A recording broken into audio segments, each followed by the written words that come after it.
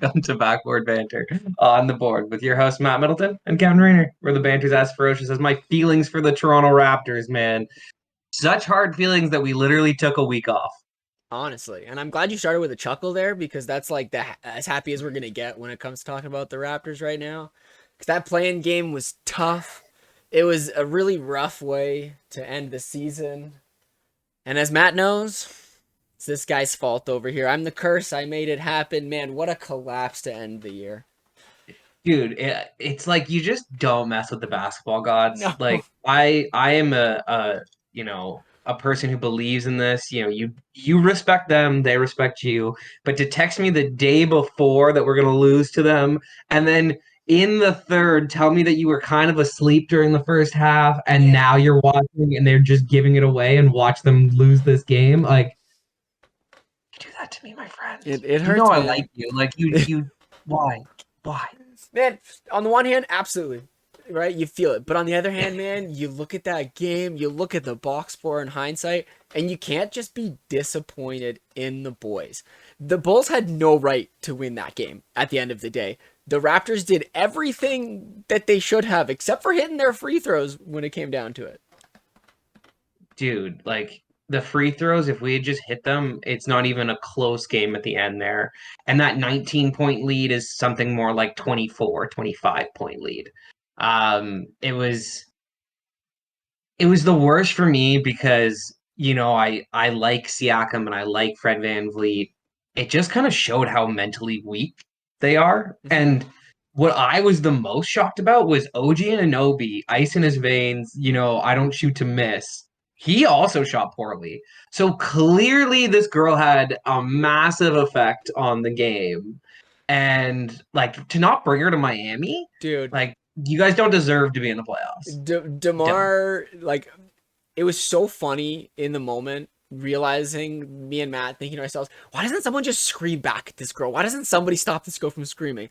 And then obviously, it's DeMar's daughter, so people have a certain way about it. But yeah, man, like school is important, absolutely. But like she was the absolute MVP of that game by far. And there's so many people who truly believe that the Bulls are out of the playoffs because DL was not at that game.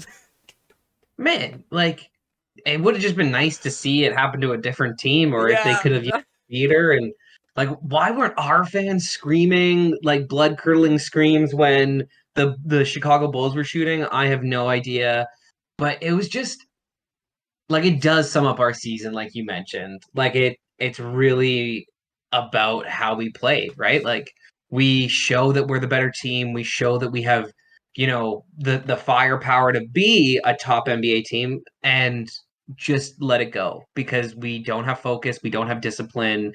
And that to me really circles back to the coach. And like we've been talking about it all year, it really circles back to Nick.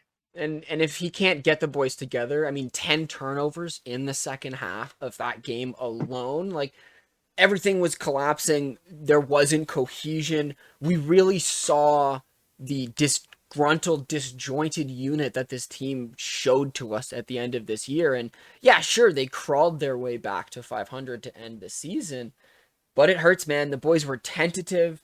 Like, there was a couple of moments, yes, with the refs where, they probably should have called the jump ball here instead of just giving the ball away. But I'm not going to complain about the refs in this game when they went, 18 for 36 from the free throw. There's so many other reasons where they shouldn't have had to rely on a call going their way for them to win. So at No. the end of the day, the game is painful. It hurts.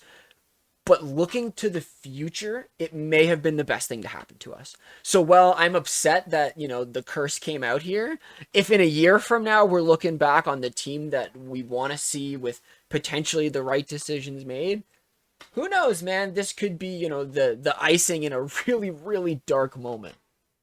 Yeah, it could change the entirety of our franchise, and that might be for the better, right? Like if we win that game and we beat Miami and we sneak into the playoffs and Milwaukee, takes us to 7 because Giannis gets hurt and we lose in the first round, but we put up a really good fight. Like this team probably is back and there's not very many changes. We're probably overpaying for some players to keep them, and we go through this nightmare all over again.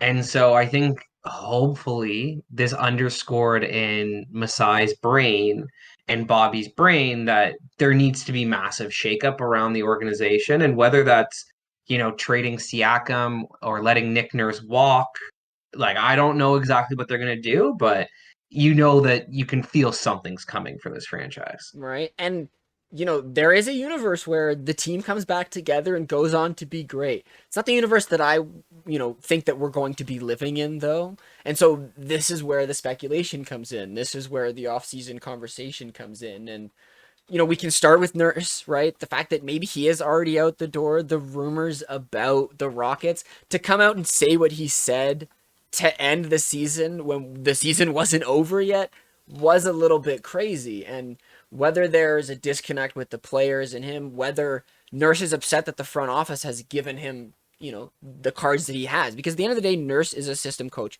He wants his system to work a certain way. And if he doesn't have the right players to make that work, we kind of saw the result of that. And so maybe he is upset at the front office for not getting him certain players for his system to work. And maybe he is about to walk out the door. But whether that's a good thing or a bad thing, change is needed. And I think that we've agreed on that. Look, I could see him being mad at the front office. You're right. Maybe there's not enough shooting for him. Maybe like, we do lack guard play. That is Yeah. a major weakness on this team that we can't get, high quality NBA guard play on a consistent basis. We have middle of the pack guard play, and most of the time it's below average. Gary Trent Jr. was pretty inconsistent this season, and Fred VanVleet definitely took a step back. Yeah. And so you could blame that, but at the end of the day, like we have enough on the roster to make up for it. Like you see teams and most of them have pretty big flaws, like even a Golden State, like they can't play interior style basketball. They have to rely on Kevon Looney and Draymond Green, and like the Sacramento Kings can't play that style, but they how to lean into their strengths enough to make their rosters better and to be pulling the best out of it. And I think that's the most frustrating thing for me as a fan watching a coach is that, like, yeah, I understand that you have a system. I understand that you want to play a certain way, Yeah. but you need to adapt what you're doing based on the skill set that your players have, and you need to lean into their strengths, because when you lean into their weaknesses, we get a season like this where we were 500, 41-41, man. Sucks. And like, a fun thought experiment, the idea of switching Nick Nurse and unanimous coach of the year Mike Brown. If you switch their positions and you tried to implement Nurse's system into what the Sacramento Kings are doing, I'm not going to say that they're going to be a worse team because I don't know how Nurse's system would work, and it might be better because those players are more of a traditional team. But I think Mike Brown is going to come in and look at our player base and try to find a solution, right? When you think about that opportunity, and so this is now the question, right? Is Nurse going to fold, or the front office going to get him the team that he wants, right? And so, like, where does it come down to? Like, the rumors are around Siakam. There's rumors around OG. There's rumors around almost every player that isn't, Scotty Barnes at this point in time. So something's got to give. Somebody's gone this summer. That has to be. Well, I hope that like we realize that Scotty Barnes is the future of our franchise and he should be the main cog that we're building around. And I think the only way to do that is to alleviate the pressure by getting rid of a guy like Siakam. And you might not get his true value. He might go on and help a team win a championship, and you have to be okay with that, Yeah. because we're trying to build something to that point. And he, unfortunately, as our main piece, as our main cog, he's not going to get there. The NBA respects him immensely, all the players, because of the leap that it takes to become actually Yeah. a first, option on a playoff team. And that's what he is. He is a first option on a playoff team. But if you want to win championships, he's not it. Like he's a second best player on your team, and that's no shame, man. Like a lot of guys in this league can't be twos, and he's definitely a two. It's no knock on him. It's just It kind of hurts for him too, right? When you think about what Giannis has done as a player, right? To be able to be a number one option that doesn't exactly have the true superstar game plan, right? Like in terms of a Kawhi, a KD, a LeBron, but Giannis is so good at certain things that he can push through that boundaries.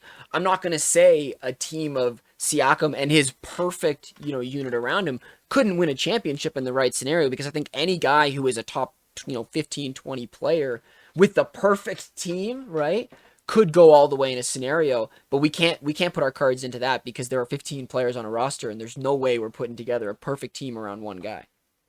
And I think that like your margin of error becomes so much slimmer when you Yeah. get down there. And I think that I kind of disagree with you. I would say that there's only like five players in this whole league that are championship level guys. And currently, like right now, I if you go Giannis, LeBron, KD, and like LeBron's iffy at this point, Yeah. but KD, Kawhi, Steph, who else for sure do you know can go win a championship? Jason Tatum, maybe. Well, and to add on top of that, I John, think I think Joel those Embiid. I think those five guys are guys that could do it with not the perfect team, with, a good, great team. I'm talking like a perfect team around you type of scenario, and this is where Yeah, this margin of error is so widen. tiny, Yeah, right? Like with a Siakam player, and so it's why he's probably on the market. And you think about giving, Scotty all the room to grow. Well, is it Fred as well? Because if we're going to put the ball in Scotty's hands, we have to look at getting rid of our old future. And that's why I say anyone under the age of 25, except for maybe OG and Gary, because Gary. there's still some weird things with those two. I think they're not safe, man. I think if the right trade comes around and the front office is happy, I think Pascal and even Fred could be moving on to greener pastures. And if they both move on to championship type teams, like you said, we can't be upset about it. We have to be happy for these players, especially if it gets us the goods to make a run in the future. No, absolutely, man. And like, I think you're 100% right that we need to retool around the young guys. I think that the front office has put themselves in a pretty precarious situation with Yeah. that Jakob trade, because the Podol trade has now given away our first round pick next year, unless it's top six. And as much as, giving the offense over to Scotty might stunt our growth a little bit, you would hope that we wouldn't be a bottom six team with him leading the show, with OG and Anunoby still here, Yeah. with hopefully we can keep Jakob still here, Precious taking on a more prominent role, maybe having Gary, but like we might need to completely find new guards. And I don't know, finding an elite guard in this league is so hard because when teams get them, they keep them, right? Right. Like Jalen Brunson's just don't pop up for everybody. Kyle Lowry's don't just pop up for everybody. Those are, one-offs. And Hmm. we got lucky with Kyle, man. Like the Grievous Vasquez trade for him is one of the biggest coups in NBA history to get a player of that caliber. And I just don't know who's out there that we could potentially target to get that kind of a player. And so, like, what are we gonna do, man? Because I really think that it does come down to changing out our guards and changing out Siakam. And this is where I think that the lottery this summer is going to affect a lot of things. Because I think depending on where things fall, depending on what teams are looking for those right trades, are looking for a Siakam, or looking for a Fred, is going to affect us. My dream scenario, as I mentioned to Matt earlier, is this little Portland situation, because I think Dame is really pissed off. I think he's just really upset with the situation that happened and how things turned out. And if they don't go all in, I think they're trading Dame. And so I'm of the scenario that they're going to go all in and work with Dame. And I see Siakam as the perfect running mate for him. But how do we make that trade work out? How do we make it beneficial for us? Because as we've seen, Portland isn't doing great and they've already traded a bunch of their assets. So I need the basketball gods to forgive me for my mistakes and my transgressions, and allow Portland to move up in the lottery so that we can send that lottery pick our way for Siakam. That's my dream. We get an Anthony Simons, we get a top. It's not going to be 1-2, because if they get 1-2, they won't trade it. But, a 3, maybe a 4 to go in. Our pick is the 13th. We get some young guys. That's kind of my dream and my hope. Because otherwise, man, I just don't know where Siakam finds a fit where we potentially get good assets back. Yeah, that's the hard part, right? Is like last year after his All NBA season, we probably could have gotten, like we easily could have gotten Gilgeous Alexander for him last year. I mean, I guarantee you that trade would have been on the table. Andrew Wiggins And was a potential option too, where Golden State was going to give us picks, right? Like, think about where it was. Yeah. And so that kind of value would have been nice to have. But like I'm specifically still looking for a guard. And I just, you know, who's gonna be that Shea just breakout player next year at the guard spot? Like it's just gonna be hard to find. And Yeah. the one thing that I like can agree with though is that if we could get Portland's, like, if they got the third or fourth overall pick, I have faith that when this team and this front office does have a plethora of players to pick from, they do pick gems, Yep. right? Like going off the board with Scotty takes guts, like to do that, to go against all consensus, Yep. to say no, we have a favorite player was awesome, and it proving to work out. Scotty over Jalen Suggs, and I don't even think it's that close. And so if we can get the 4 and have the 13 and get two guys who could potentially come in and Yep. augment our team, like that's a good way to start this and building around Scotty, man, because Scotty, like you mentioned, has the point guard in him. So Hmm. you need off ball players and you need great off ball players. And So, and to bring up Fred really quickly as well, because this if the Siakam trade happens, now Fred is in the do I want to be the Kyle Lowry mentor of this team, or do I want to go and be a contender on a team and actually fight? And I look at Fred, the bet on myself guy, of the either option I think is right for him. I think that depends on the challenge that he wants to go for, because if he can be the Kyle Lowry that takes this team back to the championship, was Kyle Lowry's understudy and then is able to do it again, that's a great story. But if he goes off, becomes a member of a team and wins a championship, that's just more bet on himself. And so it puts Fred in that situation of what does he want his story to be? And if we can find a good trade to send him away, I'm happy that way, because I think that assets are our friends right now. yeah, and I think that he would be more inclined to go bet on himself and go try to he would try to go win a championship because he wants to do it while he's still in his prime. He wants Right. to be a major contributor. But I don't think we need him to be a winning franchise. I love those players. They've done a lot for the Raptors as a whole. They are not the two players that you can build the championship team around. I feel like Scotty and OG could potentially be that pair. Yeah. And that's the frustrating part for the fan base is that we see that. We see that we have, potentially even the Scotty, Gary Trent Jr., OG trio could Yeah. be a nice little core. You add in Precious, you add in some extra guard play. Jakob's now your only vet, and I think that it works out. Christian Coloco takes another step, hopefully next year. Like those are all things, but again, you're hoping on a wish and a prayer, Right. and that's why we really need to land something in the Siakam Fred VanVleet trade, and that's my hope for this franchise. But like you said, Gary and OG could potentially be on the move. I would think that that's the wrong decision, though. Personally, I would. I fear for it. I fear for it, man. I look at OG as a great running mate for Scotty. We talk about how this league, like, yes, okay, the three MVP frontrunners of the league are centers, but that's unprecedented for this time right now. This league is built around wings, strong wings who can play both ends of the court when it comes to playoff time. OG, Scotty, I'm sorry, they are like the prime aspects of what we're looking for here when it comes down to that. And Tatum so and Brown. they're right. So if we can get the guards, if we can get the trades for the Derek Whites, the Malcolm Brogdons, the right players to work around these two, I'm with you, and I think that that's the solution. And if Jakob does want to stay and be that slightly older center to work with Koloko and have that rotation, I think it's great, and I think Pirtle wants to stay. I think he's very happy being back in Toronto. I don't want to say San Antonio was purgatory for him, because he learned a ton being there. Let's be honest, right? The presence of Tim Yeah, Duncan, the opportunity to work with Popovich. Popovich, right? Like, but at the same time, this is his home. This is kind of where things began for him. So I look to see, man, Pirtle, take a deal, take a great deal to stay here for a nice long contract. The front office wants him at this point, right? And so there's a lot. Yeah, There's a lot in the future that we're about to witness, and the next few months for the Raptors are going to be really interesting to pay attention to, but also for the next few weeks, it's going to be really on the back burner while we enjoy these playoffs.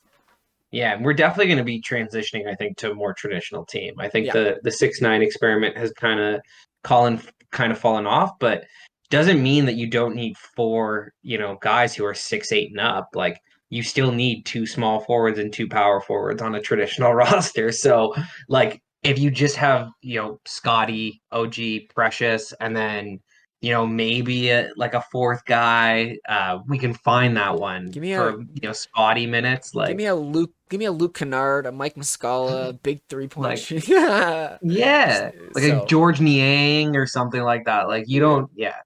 Because like at the end of the day, if especially if our guard play is going to be weak, we need the shooting. We need it. So, I mean, anyways, man, I feel like we've beaten this to death. let's go back to our takes now because we skipped over those real quick because we were in Raptors mindset and now we can not think about them for a little bit. So okay, so I had hopes for some victories. Obviously, it fell through, but I think it works out in the long run because the two series we ended up with are actual bangers. So I'm sad that I got my take wrong, but also you can't be that mad. Yeah. No Golden State Phoenix, but LA Phoenix has been awesome. Kawhi KD is the matchup that we didn't know that we needed. Right? And Sacramento, man, we'll get into that one, but I was dead wrong on them. Again, proving me right, or proving yourself right, proving me wrong. Hey, it's how it happens, right? And on your side, the Bucks doing what they did, they tried. Obviously, the They LA didn't even Memphis. try. Okay, well, they got to 58. All right, there's a bit of try in there, but The last couple games, they just sat guys. Just didn't care. hey, man, with the Giannis injury, it's a good thing that they sat guys at this point in time. But let's keep moving along. Let's go here. LA, they're against Memphis. I think also a great series. The playoffs really got set up pretty well. I think at the end of the day. Man, yeah, it has been. I mean, a couple injuries here and there. Before we get into the series, I do want to mention that, Mike Brown, like we called Coach of the Year, unanimous, first time ever. Pretty impressive, man. I mean, what he's doing with Sacramento is pretty awesome. I mean, we mentioned it slightly at the beginning, but yeah, kind of insane. The first ever unanimous coach, but it makes sense. Like it really, really does when you think about what is happening in Sacktown right now. And let's not forget that this man is a veteran. He has won this award before, something like Yeah. 17 years ago, which is insane to me to think about. I think it's like the second longest stretch between Coach of the Years, right? Yeah. So, shout out to Mike Brown. He absolutely deserves it. This Kings team is on a run. I'm looking forward to talking about them in just a little bit of time. Well, like, man, they have been unbelievable. But you do want to talk about those play-in games. OKC, the Pelicans, the Bulls, and us all gone. I was really happy to see the OKC game when they won, man. Like to get into the Minnesota game, Yeah. like Shea Gilgeous played unbelievable. Josh Giddey looked great. But the Pelicans just didn't have it. Like, CJ McCollum and Brandon Ingram are great. This team is not as good as they should be. Yeah. Zion Williamson not out there. And to dunk like that again, What is he doing? get What out is he there. doing? Get out there.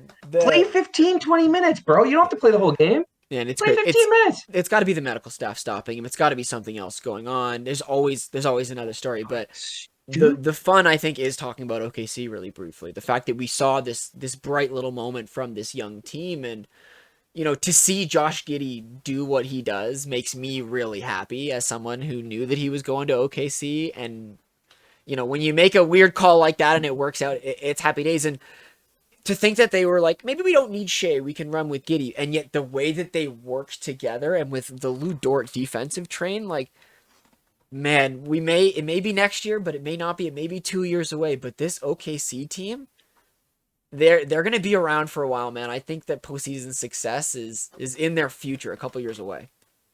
Oh man, absolutely. With a player like Shea, anything is possible. And so it's good for them. The Bulls, man, like they just gotta blow that thing up. I'm sorry. They Like do.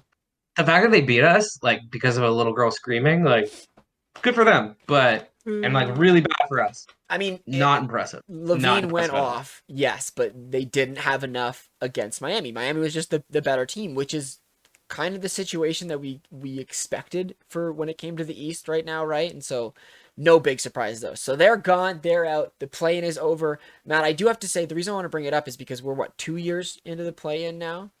Would you say 2 it's games. successful? Would you? I just mean Oh, 2 years. Yeah. years of having it. Into the Like, plan. Yeah, yeah, is yeah, it yeah. worth having? Like, now that we've had a couple seasons of it, we've had some really good stories between LeBron and Steph Curry last year, the rise of Memphis through it. Like, I think that it was a good addition to the NBA. It's a good little teaser. Like it's nice. It's just like it's funny when like 60% of the teams make the playoffs, right? Yeah. Like have the opportunity to do it. But it typically plays out the way that it should. I feel like the Bucks are probably super upset about it because they got Miami out of it. Like they would have definitely preferred Atlanta, and I think like the 2 games that Boston has just wiped the floor with Atlanta has proven that like that was the easier path. So like if you're a top seeded team, you could be a little upset about it. But I think for like the NBA fan, it's great because the games are passionate. Like she was yelling all 36 free throws, like from the onset Yeah. of that game. And her voice did not change the entire time. Like Marissa and I were watching, she was like, "What is that annoying sound?" Dude, she went back to school that next day, and those kids probably treated her like a hero because they know that what it took for that. But anyways, like I've enjoyed the plan. I think it was good, especially when you think about the Western, playoff race that was the end of this season. I think that the play-in made it just that slightly, more enjoyable because I think one or two more teams would have definitely decided a month or two ago, yeah, this ain't worth it. We're gonna cut it right there. Which who knows? That might have saved Dallas from the Kyrie trade. But I'm ready to talk about this series. I think I do want to start with the Bucks Heat because you mentioned this idea of Right. matchups, right? You talk about the importance of it. The Heat is probably the worst first round matchup for the Bucks just on storyline alone. And with Giannis Yeah. getting injured, like you think, man, this ain't gonna be good. But then you forget Brooke Lopez is legit. Chris Middleton is legit. This team came Drew out Holiday, here, like, right? legit. Georges Niang, who I think whoever it was, somebody else had an absolute banger run last night. I know Bobby's been going off as well. Like the Yeah. Bucks did what they had to do in Game 2 to shut the Miami fans up. But it was pretty impressive that Miami was able to come out and get that win. Obviously, we know Jimmy is that dog, and I just can this go at more than a 5-6 game series, or do you think the Bucks have kind of stopped it at this point? I just think when like Giannis goes down, if Miami doesn't win that game, they're getting swept. Like you Yeah. have to capitalize, and Jimmy took advantage of it, and like full credit to them. But I think last night proved that like the Milwaukee Bucks should be able to handle them. Pat Connaughton, 22 points. Joe Yeah. Ingles, 17 points. Like, not to mention Drew Holiday had a good game. Brooke Lopez. Chris Middleton was like off. Like, I think what, 6 of 16 last It's night? just Like, relaxing. yeah, after a good game one, like he's dropped 30 in game one, which is an encouraging sign if you're a Milwaukee fan, because, Yeah. like you mentioned, he only needs to show up for 4 games and he needs to steal one Yep. for the Milwaukee Bucks to get the That's it. championship. So Yeah, man. he showed up for 50% already. See if you can keep that going. Dude, Um, that game was just every single role player on that team playing to their maximum potential. Like it was yeah, just last beautiful. night. But again, the Bucks should win this series. And there's not much more to say here. Like obviously, yes, Tyler Hero has a broken hand. Bam showed up in game 2. Apparently it didn't matter. He's just been floating through this series and like I just don't know where Miami gets it. Like Kyle's too old. Like they're just in a weird place. Jimmy was just not aggressive enough. Like to be 9 of 12 for 25 points and to True. only take 12 shots. Like Jimmy, we all know that you need to dominate. And like Yeah. that's actually what happened to them in the first play-in game, right? Like they were the favorites and they took their foot off the Yeah. gas. And they don't seem to like they again coming into this game, I'm sure they were like, we're gonna win. They don't have Giannis, we still have Jimmy. And they didn't push it, and Milwaukee punched back. It's a little bit like the Lakers Memphis series. Like the Lakers go into that series as the underdogs Yep. and they throw the first punch. They lost the LeBron feel out game. Roy Hachimura had 28 points. Austin Reeves had 25.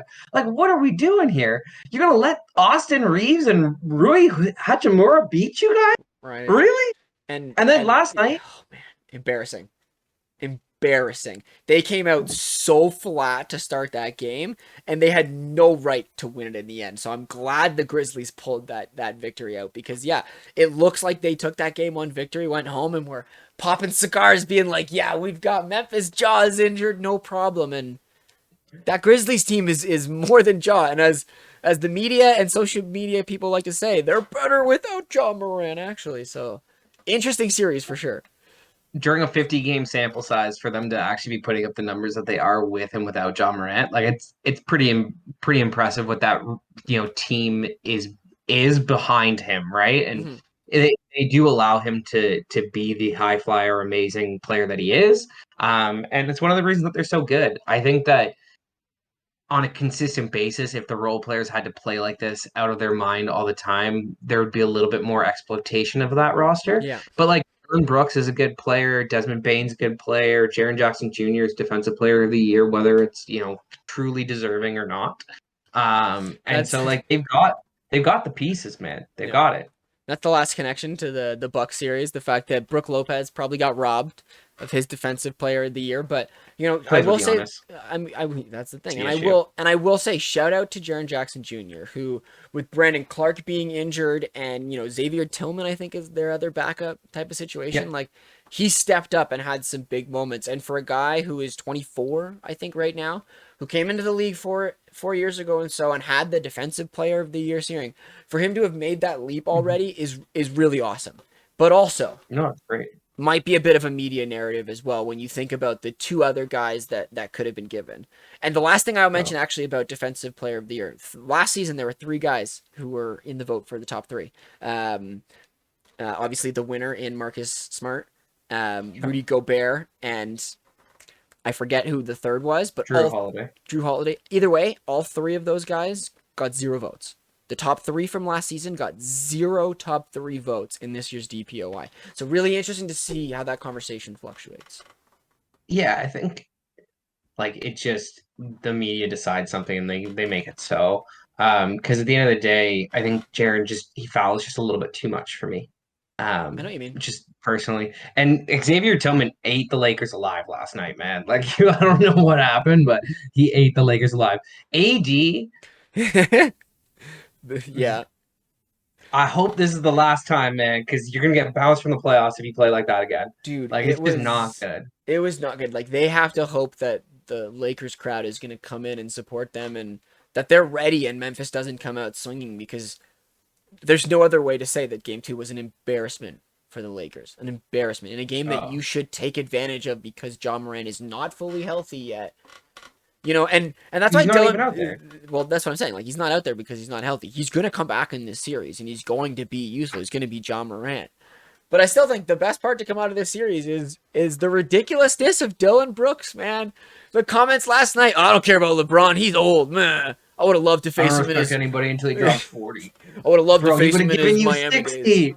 Man, I hope LeBron puts him in his place once or twice in this game. Like it's gonna happen. LeBron's gonna come out in LA and he's gonna go right at him. He's gonna go right at him, and he's gonna give him 40. You watch Yeah, 40 for LeBron. easy, easy. You remember earlier in the season when he was like, "Yeah, we weren't winning games at 30, so I decided I had to get 40." It's LeBron. He knows what he can do, right? Didn't this man drop a 50-point triple double in the finals? That's the thing, Didn't right? he? So I'm just we'll saying. see. The series is going to be really interesting to watch because this Lakers team is so different than the team we were watching just 3-4 months ago. I'm so pumped to see Rui step up. Matt knows I love being my Japanese guys in the NBA. I'd love for Brooklyn to keep doing well for my boy Utah, but that Utah. we'll talk about Brooklyn Bro, and Philly after. we can talk about the two in the East that are 2-0 and just sum it up like this. The O teams ain't got it. Like the 76ers and the Celtics, we'll see you in the next round. They're playing each other. They'll both have Yeah, short series. It's going to be a great one. like That's for sure. the Hawks, this series, like the Boston Hawks series, the only thing that I'll mention is that it is the epitome of playoff basketball. It is the epitome of, hey, my best guys are going to destroy your worst guys, and we're just going to hunt mismatches left and right. And Boston is so good at pre-switching on the defensive end that Atlanta can't just fight back. And so they are getting bodied left and right. It's just not fair, man. It's just not fair. Well, like it's just they've got better defenders and they've got better offensive players, right? Like, who's gonna stop Jason Tatum on the Hawks? Yeah. DeAndre Hunter? Like, No. okay, the And, Jalen Brown's open. Who's stopping him? DeJounte Murray? Like, maybe right. no. And Marcus then Smart's gonna destroy Trey Young, like Malcolm Brogdon is too. Like, and it's just and it's what it Brooklyn is. is experiencing a similar situation where Philly just matches up better, right? Bridges might steal a game for Brooklyn. I'm He's been enjoying. great. He's been. He's I been told good. man. I believed. I knew he was gonna be. He was gonna be good when he was given the keys to this kingdom. But like, It's his own team. Yeah. man, they're just Philly's just better, man. Embiid is that good. Harden knows his role with this Sucks. team in the playoffs. Tyrese Maxey's going off and doing what he has to do. Like, is what it is. If I'm a 76ers fan watching these last two games, I'm like, whoa, James Harden in the playoffs is a real thing, and it is not good for our franchise. But Tyrese Maxey, man, Right? that kid is really picking it up. He is a playoff player, so maybe him and Embiid with Harden being the third and just more of a facilitator ends up working out. But yeah, Harden's gonna like he's not even like Tobias Harris might be the third most important player on their team at He's, this he's point. he's playing well. He's playing well. Okay, so should we wrap up the East here? Talk about the one like actually super kind of exciting series. Although maybe after last night it might not be exciting because Cleveland actually showed up. I think it was an overconfidence thing in game one. I think Cleveland came in and they were the better team. They've got the better superstar. I would take Donovan Mitchell over Jalen Brunson every single day of the week and twice on Sunday. Three And they've times. got the they've Three got the times. better players around them. And so they came out and New York really wanted it. They were hungry. They out rebounded them like crazy. But like last night showed that Cleveland can rebound with them. They've got like it's not like they don't have big players. Jared Right. Allen, Evan Mobley, like those guys are good rebounders. So Kevin Love, like, okay, he's not the rebounder he once was, but he's still decent. Like he knows how The to box out. the the you could see the nerves in the first game for the Cavs. They came through. You saw those moments. They weren't really there. And the Knicks put their foot down and they kept going and got that W. But you have to remember that the biggest thing to beat the Knicks in the playoffs are themselves. And that happened in game two. The Cavs came out, they showed their defense, they showed the power that they had inside, and you just kind of felt bad for the Knicks when you tune in at halftime and they're down by like 20 something points and you realize that this is why people expect the Cavs to win this series, regardless of how many games it goes or what it's going to take or back and forth. Because I personally think that there's still going to be back and forth. I expect the Knicks to come out and have some responses. It is the Garden, right? They do get to go play in the Garden, right? But the Cavs, like you said, they just are better. They have the better players. I think Evan Mobley's nerves are gone after game one. And I think that he's going to be the key to this series, in all honesty, because Yeah, he is that cog that does every little thing inside of what the Cavs do. And he's their Scotty. that's it, right? The Yeah. Knicks they're just going to fall a little bit too short, I think. And that sucks for their season to end this way. But think about this, Knicks. If you played 76ers, Boston's, or the Bucks, you would have had a worse storyline. Let's be honest here. No, absolutely. So, I mean, getting the game against Cleveland, I think it's probably going to go six. I think you're right. The Knicks are probably going to win one at home, but I think Cleveland just ends up being too much for them.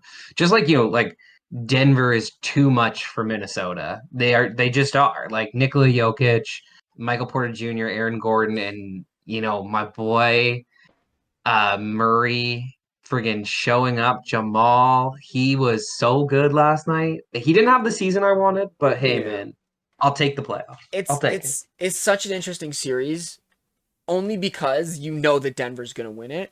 But Minnesota had like that 5 minute stretch last night where you're like, oh, this is why you traded for Rudy Gobert. Oh, this is how it's supposed to work. Oh, Ant-Man's going off. This is amazing.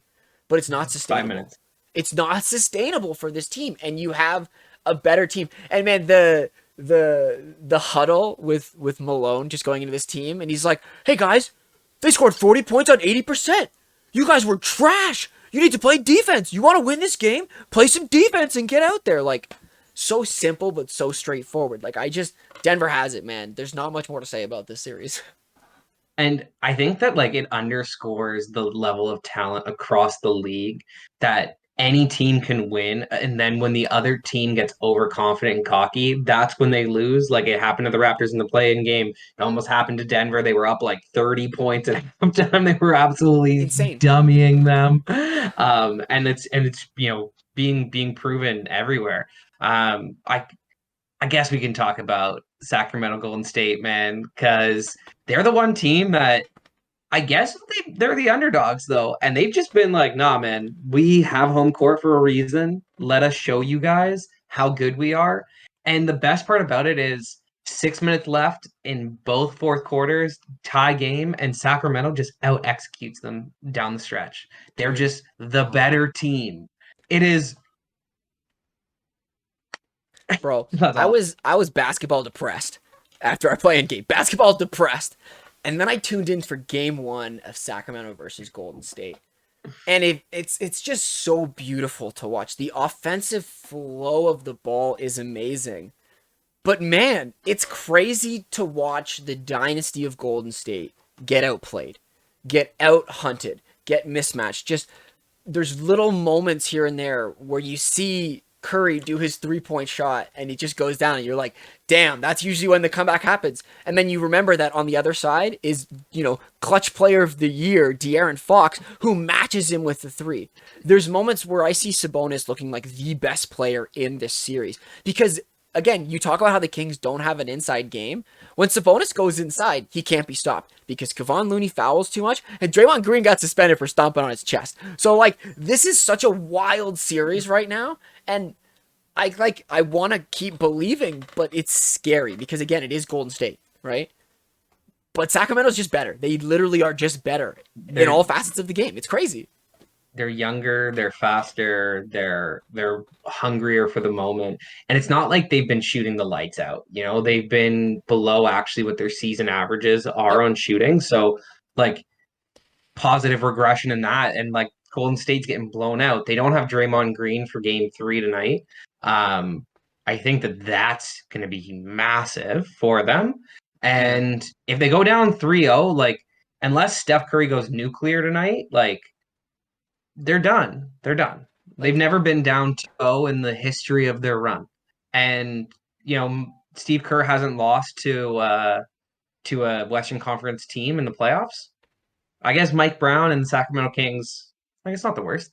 it's crazy that Mike Brown has so much knowledge of this roster and of Steve Kerr's system and is able to implement what he's doing. But to briefly touch on the suspension because I feel like it has to be mentioned. Like Draymond, bro, I get it. You're just poor decision making skills. Like cool, you got your ankle wrapped. I'm sure you've seen enough angles, but there's a great angle where Sabonis is like, I gotta protect my head so I don't get stomped on in the face. And it gets the wrap. And it is the most comic book stomp to that I've ever seen. Like the series of events, I don't know how he ever thought it was gonna go well for him. Do I think this suspension is justified?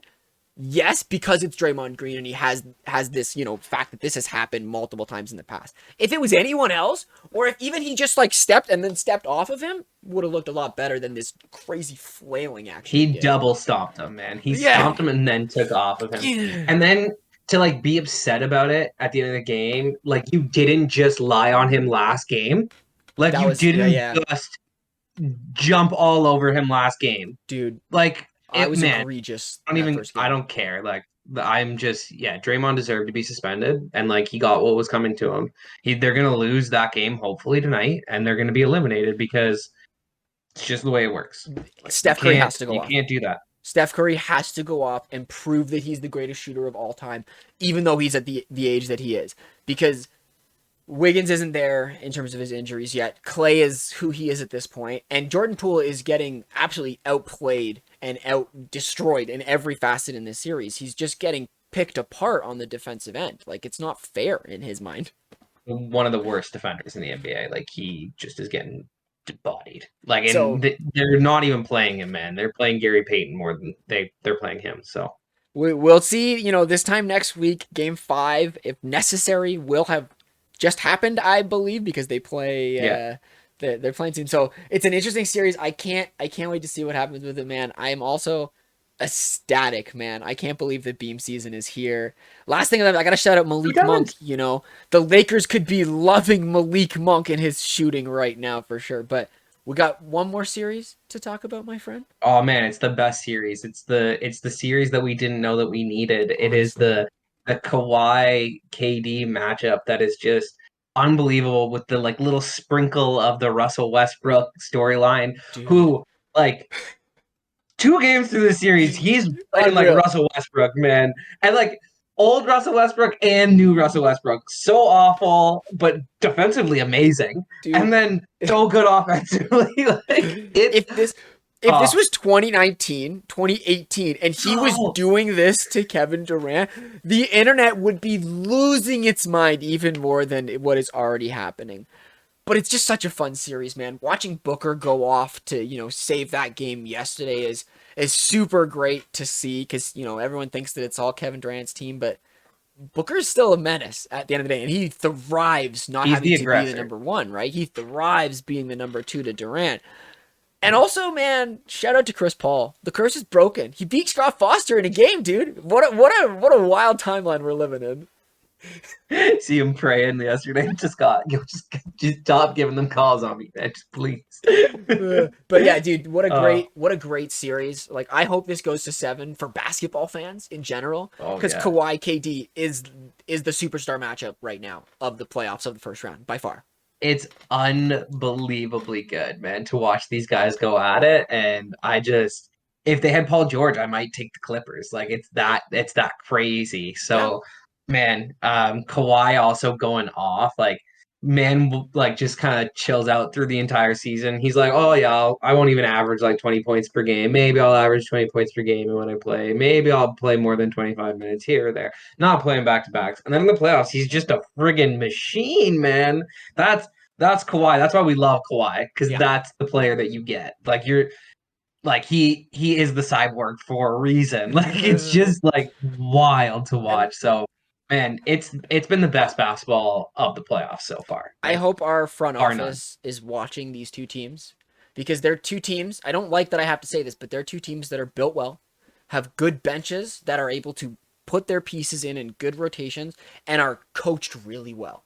Let's be honest. Both of these coaches know how to take care of these teams. Both these coaches past coach of the year candidates. Like at the end of the day, this is a fantastic series to watch just if you want to enjoy basketball on both ends of the court because these teams seem to know what they're doing. And also, you get Pete Westbrook. Who knows? Who knew this was going to happen, man? It's amazing.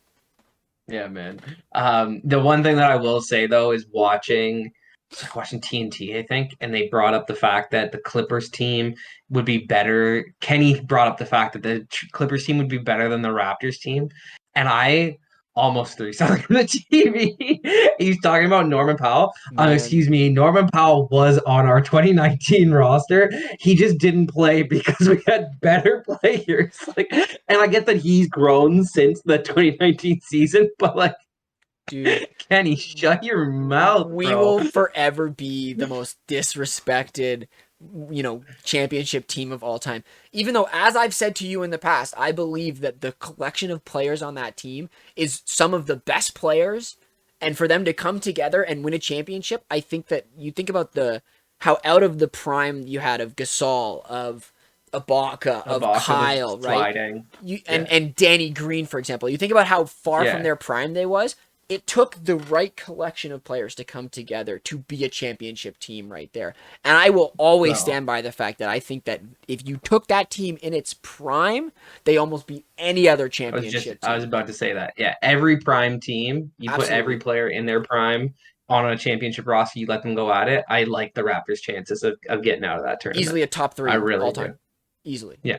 Right? Yeah. So it's the Anyways, disrespect against Canada as always, I, man. I, I had to bring that up, man. You down to do some hot takes because I wanted to say this last week, but we took the week off because we were so mad. I wanted to call it before the playoffs happened, and it looks so good, especially because they're up 2-0 right now. Right? But Denver's winning the West, man. I think Denver is making it all the way to the NBA Finals. I don't know if they win it, to be honest, because I'm looking at the East and I'm thinking they're a Right? little bit stronger. but I'm thinking Denver's got the path. Everybody's thinking Golden State. Everybody's thinking Phoenix, Clippers, LA. The obvious answer has been the team that's been the best team throughout the entirety of the regular season, and they've been there before with Right? Joker and Murray. So yeah, Look, I'm taking. can't confirm this man's been on the Denver train since the play-ins has stopped, and you know what? I like it. I just hope that they get to meet the Sacramento Kings in the finals or in the second. I don't know if the Kings match. No, the Kings would be. The Kings would be in the conference finals, right? Because they're 2-3, Yeah. so it wouldn't matter Yeah. anyways. So I'm hoping that the Kings get to meet them because that would be my perfect timeline. And to talk about my takes, dude, Kings in 5. Like, it's too easy at this point. Bro, Steph in Curry four, is... in four. Look, no. Steph Curry is Steph Curry. I can't disrespect the greatest shooter of all time and what Steve Kerr and that, dynasty of a franchise is built. So as the true Canadian that I am, they get a gentleman's sweep, and that's the end of it. We should call it the Canadian sweep, to be honest. I think that we got to slowly start working our way into making that thing because it's the truth, man. Canadian sweep for sure. Well, you're good to wrap us up, man. That's perfect. Well, awesome. Thanks everybody for being here. Follow us on Twitter and Facebook at The Board Sports. Like, subscribe, give us that thumbs up, and check out theboardsports.net for new episodes and blog posts. And we'll talk to you next time.